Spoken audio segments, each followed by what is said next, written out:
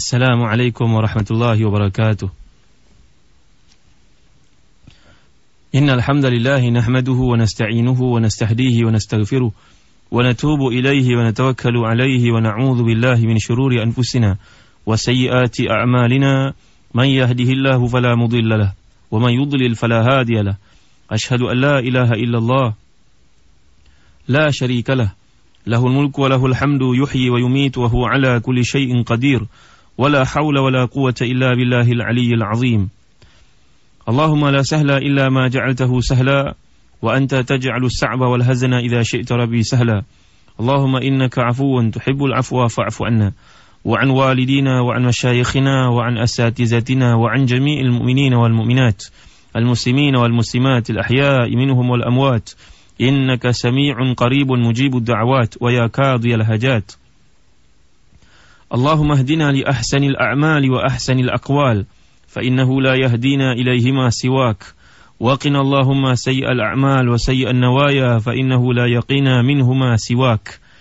رب اشرح لي صدري ويسر لي أمري واحلل عقدة من لساني يفقهوا قولي. سبحانك لا علم لنا إلا ما علمتنا إنك أنت العليم الحكيم. اللهم صل وسلم وبارك على سيدنا محمد وعلى آل سيدنا محمد كما صليت وسلمت وباركت على سيدنا إبراهيم وعلى آل سيدنا إبراهيم في العالمين إنك حميد مجيد. أما بعد. Saudara penerbit Ustaz Mahathir Syahrudin, sidang pendengar Radio Hakim yang dirahmati dan dikasihi Allah sekalian. Alhamdulillah. Bersyukur kita kepada Allah Subhanahu wa taala kerana dengan limpah kurnianya dapat kita menyambung kembali kuliah tafsir Al-Quran Al-Karim kita di dalam Radio Hakim ini. Mudah-mudahan berikan kepada kita input baru, kekuatan baru dan seterusnya kemanisan untuk mengabdikan diri kepada Allah Subhanahu Wa Taala, beramal dalam arti kata yang sebenar-benarnya. Sidang pendengar yang dirahmati dan dikasihi Allah sekalian, kita masih lagi membincangkan tentang ayat-ayat yang bermula dari ayat yang ke-47 dan seterusnya, menggambarkan tentang ketetapan qada dan qadar Allah Subhanahu Wa Taala. A'udzubillahi minasyaitonirrajim. Innal mujrimina fi dhalalin wa su'ur. يوم يسحبون في النار على وجوههم ذوقوا مس سقر إن كل شيء خلقناه بقدر وما أمرنا إلا واحدة كلمح بالبصر ولقد أهلكنا أشياعكم فهل من مدكر. صدق الله العظيم. Maksudnya, sesungguhnya orang-orang berdosa berada dalam kesesatan di dunia dan dalam neraka. Ingatlah pada hari mereka diseret ke neraka. Di atas muka mereka dikatakan kepada mereka, rasakanlah sentuhan api neraka. Sesungguhnya kami menciptakan segala sesuatu mengikut ukuran, dan perintah kami hanyalah satu perkataan seperti kejapan mata. Dan sesungguhnya telah kami nasakan orang yang serupa dengan kamu, maka adakah orang yang mahu mengambil pelajaran? Menurut satu pandangan yang dikemukakan oleh Al-Imam Ibn Kathir dalam tafsir Al-Quran Al-Azim, beliau mengatakan, Rawa Ahmad an Abi Hurairah radhiyallahu anhu qala jaa musyriku Quraisy ila an-nabi yukhasimunahu fil qadar fanazalat yawma yushabuna fin nari ala wujuhihim dhuqu massa saqar inna kulla shay'in khalaqnahu biqadar. Hakadha rawahu Muslim wa Tirmidzi wa Ibn Majah. Wa rawa Al-Bazzar an Amr bin Shu'aib an abihi an jaddihi qala ma nazalat hadhihi al-ayah illa fi ahli al-qadr. وروى ابن أبي حاتم عن زرارة عن أبيه النبي أنه تلا هذه الآية ذوقوا مس سقر قال نزلت في أناس من أمتي يكونون في آخر الزمان يكذبون بقدر الله. Ada dua pandangan tentang perkara yang sedang kita bincangkan. Yang pertama, turun disebabkan golongan musyrikin. Setengah pandangan mengatakan Ahlu Najran, golongan Kristian dari negara Najran di selatan Mekah, di negara Yaman pada hari ini, datang untuk bertanya kepada Nabi SAW tentang masalah qada dan qadar, berdebat dengan baginda, sehingga Nabi SAW tak mampu nak menjawab mereka kerana soalan-soalan dikemukakan memang kalau Nabi bagi jawapan pun tidak ada penyelesaiannya. Itu pandangan pertama, riwayat Imam Muslim. Riwayat yang kedua mengatakan datang ini bukannya golongan musyrikin dari kalangan Nasrani, Nasara, tidak. Yang datang ini merupakan golongan musyrikin itu sendiri, musyrikin Mekah yang datang bincang dengan Nabi, bertanya kepada Nabi dan tidak berpuas hati dengan penjelasan baginda sallallahu alaihi wasallam. Bagaimana mereka nak setuju dengan Nabi, kerana asas yang mereka pegang memang lainan daripada apa yang ada dalam pegangan umat Islam. Asas sudah berlainan, maknanya tidak ada noktah, titik pertemuan di antara perbincangan yang bakal berlaku itu. Maka Nabi SAW tidak menjawab apa yang mereka tanyakan itu. Pandangan ketiga pula daripada riwayat Ahmad dan Ibn Abi Hatim mengatakan bahawa sebenarnya ayat ini turun khas buat golongan yang menentang Islam dan mendakwa kehidupan ini sebenarnya semuanya berlaku dengan ketetapan oleh mereka sendiri. Mereka yang mencipta segala-galanya, bukan daripada Allah Subhanahu Wa Taala. Dan bagi pandangan ketiga ini, Imam Ibn Katsir mengukuhkan banyak hadis membuktikannya, menunjukkan kepada kita bahawa beliau cukup menyokong pandangan ketiga, mengatakan ayat ini turun untuk golongan Al-Qadariyun, golongan yang menetapkan bahawa sebenarnya segala yang berlaku dengan pilihan mereka, dengan apa yang mereka jadikan, bukannya ketetapan, bukannya ciptaan Allah SWT. Ini golongan dipanggil Qadariyah, Murji'ah. Dalam satu pandangan yang dikemukakan itu, An Atha bin Abi Rabah qal ataitu Ibn Abbas wa huwa fi Zamzam wa qad ibtallat asafil thiyabihi faqultu lahu qad takallama fil qadar faqal aw qad fa'aluha qultu na'am qala fa wallahi ma nazal hadhihi al-aya illa fihim dhuqu massa saqar inna kulla shay'in khalaqnahu biqadar. Satu hari Abdullah bin Abbas sedang minum air Zamzam di bawah Kaabah itu. Kita kalau pergi ke Kaabah, pergi ke Mekah, kita akan dapati telaga Zamzam ni berada dekat bawah, bahagian bawah Kaabah Al-Musharrafah itu, Al-Kaabah Al-Musharrafah. Pada waktu itu Ibn Abbas sedang minum air di situ. Ibn Abbas ni tuan guru kepada Atha bin Abi Rabah. Maka Atha bin Abi Rabah bertanya kepada Ibn Abbas. Dia kata, wahai Ibn Abbas, wahai Abdullah bin Abbas, tuan guruku, mereka sedang bercerita tentang qadar yang Allah jadikan. Ibn Abbas tersentak. Ibn Abbas pada waktu itu sudah lanjut usia dan akan meninggal dunia. Sudah pun tua sangat pada waktu itu. Sebenarnya muslimin-muslimat rahmati dan dikasihi Allah sekalian, elok untuk kita mengenali peribadi-peribadi ini, supaya kita kenal. Bila kenal kita cinta, bila tak kenal kita cinta pada orang lain. Kita bimbang menghadapi hari-hari umat Islam pada ini cinta kepada golongan yang tidak kenal Allah dan Rasulnya. Kita bimbang umat Islam mencari rawatan kepada penyakit hati yang menimpa mereka, lalu cari kepada sumber-sumber yang tidak kena. Akhirnya berlanjutan penyakit tersebut, kanser tersebut semakin menular. Kita semakin hari semakin jauh daripada orang-orang ulama-ulama Islam yang sudah pun berkhidmat untuk agama Allah ini, yang telah pun membuktikan keunggulan Islam berada pada zaman mereka. Muslim-muslimat rahmati dan dikasihi Allah sekalian, saya akan bacakan sedikit tentang biodata Atha bin Abi Rabah supaya kita kenal. Sebelum ini kita telah pun mempelajari Muhammad bin Sirin, seorang faqih daripada fuqahaul Madinah, seorang yang alim dari negara Madinah. Di negara masing-masing ada jahabizah, ada ulama'-ulama'nya itu sendiri. Ni Atha bin Abi Rabah merupakan seorang mufassir Al-Quran yang terkemuka, saki-baki dari anak-anak murid sahabat. Kemuliaan yang ada pada Atha bin Abi Rabah ini kerana beliau telah pun belajar daripada beberapa orang sahabat yang besar. Ketuanya Abdullah bin Abbas, Abdullah bin Mas'ud, Abdullah bin Umar, Abu Hurairah dan Ummahatul Mukminin yang sempat beliau belajar dengannya. Ini Atha bin Abi Rabah. Kalau kita lihat dalam kitab yang dikemukakan oleh Abu Nuaim yang bertajuk Hilyatul Awliya, dia katakan bahawa Atha bin Abi Rabah ini sebenarnya merupakan seorang negro, seorang yang kulitnya hitam, seorang yang rambutnya keriting halus, seorang yang kalau duduk di khalayak ramai orang akan lihat macam burung gagak yang hitam. Hitamnya kulit dia, Masya Allah, tapi hatinya putih. Seorang daripada faqih min fuqaha Makkah, antara orang-orang alim di Mekah yang mewarisi ilmu-ilmu sahabat. Dan beliau ini dikatakan oleh Abu Nuaim, beliau telah pun menjadikan Makkah ini, menjadikan Masjid Haram yang kita pergi melaksanakan ibadah haji, tawaf, sa'i dan sebagainya, tempat tidurnya lebih daripada 20 tahun.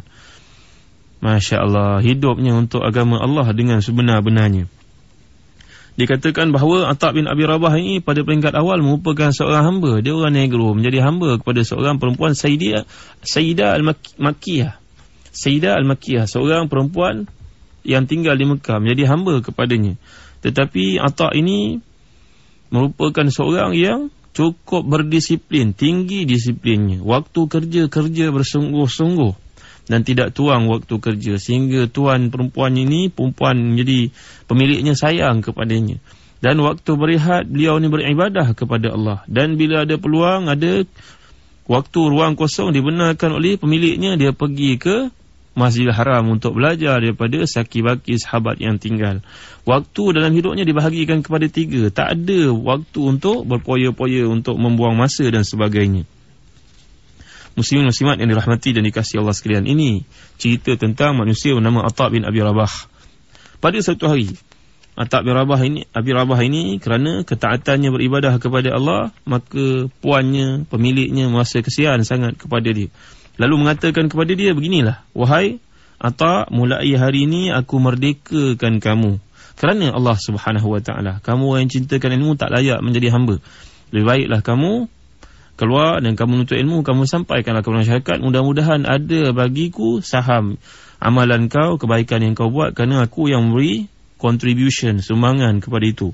Atha' bin Abi Rabah ini telah pun menggunakan kesempatan sebagai seorang yang merdeka, bebas itu, untuk terus jumpa dengan Abdullah bin Abbas, duduk dengannya, berbincang dengannya, mengambil keberkatan, berhimpun dengan keluarga Nabi SAW untuk belajar daripadanya, mendalaminya.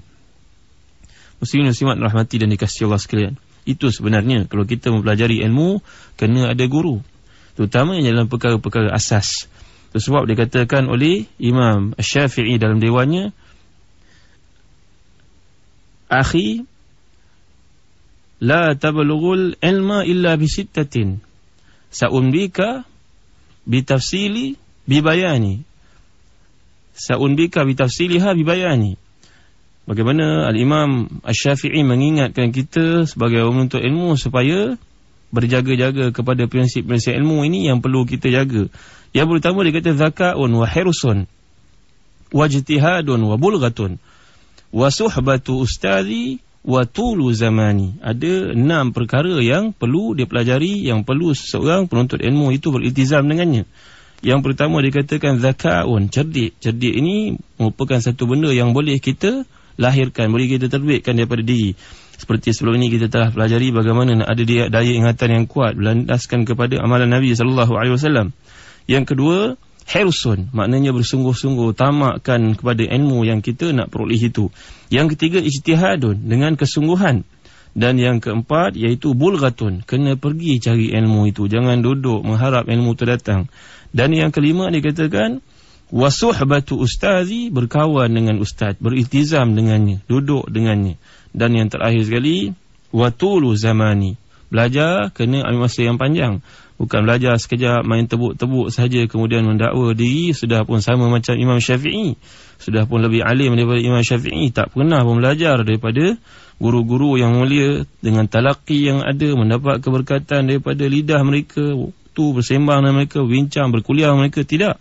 Baca sendiri, tebuk sendiri-sendiri, kemudian mendakwa lebih alim daripada para muhaddisin yang ada sebelum ini. Ini merupakan satu perkara yang berlawanan dengan prinsip penuntut ilmu yang sebenarnya. Muslimin muslimat yang dirahmati dan dikasihi Allah sekalian, ini Atha' bin Abi Rabah. Kita mempelajari golongan hidup golongan seperti ini dengan tujuan supaya kita faham, kita dapat ambil pengajaran dan mudah-mudahan kita dapat ikut. Muslimin muslimat yang dirahmati dan dikasihi Allah sekalian, seterusnya Atha' bin Abi Rabah ini seorang yang cukup menjaga waktunya. Dia telah berpesan kepada anak-anak muridnya, dia berkata, ya ibna akhi, innal ladhina min qablina kanu yakrahuna fudul al-kalam, faqila lahu wama fudul al-kalam indahum, faqal kanu ya'uduna kulla kalamin fudulan ma'ada kitab Allah azza wa jalla an yukra wa yufham. Wahai anak-anak muridku, kamu janganlah menyibukkan diri kamu dengan perkara-perkara yang tidak perlu. Mereka jawab, apa perkara yang tak perlu tu? Perkara-perkara yang membuang masa itu, wahai tuan guru. Dia kata mereka, orang-orang sebelum kita, golongan salaf, menganggap segala perkara yang tidak ada dalam Al-Quran, apa yang ada dalam Al-Quran selain daripada apa yang ada dalam Al-Quran, itu merupakan fudul al-kalam, benda yang sia-sia. Dan yang kedua, benda yang lain luar daripada hadis Nabi SAW, hadis Rasulullah an yurwa wa yudra. Kalau kamu mengkaji benda selain daripada Quran, selain daripada hadis, ini yang kedua, merupakan perkara-perkara lara yang kamu buat. Au amran bima'rufin wa nahyan 'anil munkar. Kalau kamu melakukan perkara lain daripada amar ma'ruf nahi munkar, itu juga merupakan fudulal kalam, perkara sia-sia yang kamu buat. Au ilman yutaqarrabu bihi ila Allah azza wa jalla, ataupun ilmu mendekatkan diri kamu kepada Allah, ini benda yang menyelamatkan kamu daripada fudulal kalam, benda yang sia-sia. Kalau kamu cari selain daripada itu, kamu sebenarnya membuang masa kamu. Au an tatakallama bihajatika wa ma'ishatika allati la budda laka minha, ataupun kamu melakukan satu benda yang berkaitan dengan keperluan hidupmu, maka itu juga benda yang tidak dinafikan, perlu kamu buat. Selain daripada itu, kamu jangan buat. Thumma haddaqa ila wajhi tullabihi faqal, dia melihat pada muka anak-anak muridnya, dia berkata, atunkirun a'udzubillahi minasyaitanir rajim inna 'alaikum lahafizin kiraman katibin. Dia membacakan ayat surah Al-Infitar ayat 10 hingga 11 yang pernah kita bincangkan. Adakah kamu merasa pelik? Kamu merasa terperanjat, sedangkan Allah SWT pernah menyatakan kepada kita semua, kamu ini diperhatikan oleh kiraman katibin, malaikat-malaikat yang mulia mencatat segala yang kamu lakukan. Muslim-muslimat yang dirahmati dan dikasihi Allah sekalian, sebenarnya cerita tentang Atha' bin Abi Rabah ini masih panjang. Bagaimana satu hari beliau didatangi oleh Sulaiman bin Abdul Malik, seorang khalifah yang terkemuka dari kalangan Bani Umayyah, untuk melaksanakan ibadah haji, berjumpa dengannya. Bagaimana satu hari beliau telah pun memberi nasihat kepada umara yang merintah pada waktunya, sehingga semua yang mendengar menangis mendengar apa yang disampaikan itu, wasiatnya itu. Dan bila diberikan kepadanya wang dirham dan dinar, diberikan kepadanya kesempatan dunia, ditolaknya dengan mengatakan bahawa sesungguhnya ia tidak layak bagiku. Tengok bagaimana Atha' bin Abi Rabah ni, ceritanya masih panjang lagi, insya-Allah akan kita sambung pada kali akan datang dengan izin Allah SWT. Seorang manusia yang fizikalnya hodoh, tetapi nilai keimanannya menyebabkan dia tinggi di sisi Allah. Dan menyebut tentang tafsir Al-Quran, mesti kita akan sebut namanya. Namanya nama Mujahid, Muhammad bin Sirin, Ibn Abbas, merupakan orang-orang yang penting yang menjelaskan ayat-ayat Allah kepada kita. Masya Allah, besar betul peranan yang telah mereka mainkan. Elok untuk kita kenali golongan seperti ini, supaya golongan inilah yang patut menjadi panduan kehidupan kita untuk mendekatkan diri kepada Allah Subhanahu Wa Taala. Golongan ini telah pun berkhidmat untuk agama Allah dengan sebenar-benarnya. Mudah-mudahan mengkaji mereka menyebabkan kita rapat dengan Allah, merasa kemanisan apa yang mereka rasai sepanjang kehidupan mereka, tidak melihat dunia ini melainkan dengan peluang untuk mendapat redha Allah, tidak lebih daripada itu. Wallahu a'lam. Wa sallallahu ala sayyidina Muhammad wa ala alihi wa sahbihi wa baraka wa sallam. Wassalamu alaikum warahmatullahi wabarakatuh.